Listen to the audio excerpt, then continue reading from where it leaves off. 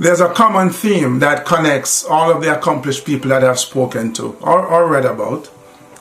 Know what that might be? Failure. Yes, failure. They have failed. They are failures. They have failed many times, disastrously, repeatedly. They have failed. But you know what's awesome about that? They don't see themselves as failures.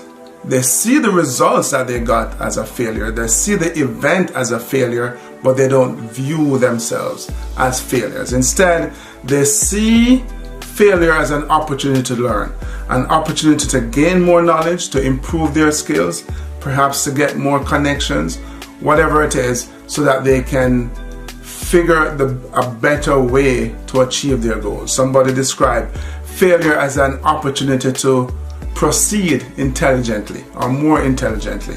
And that's our challenge, to figure a way to proceed more intelligently after we have failed. That's it. Keep on pushing.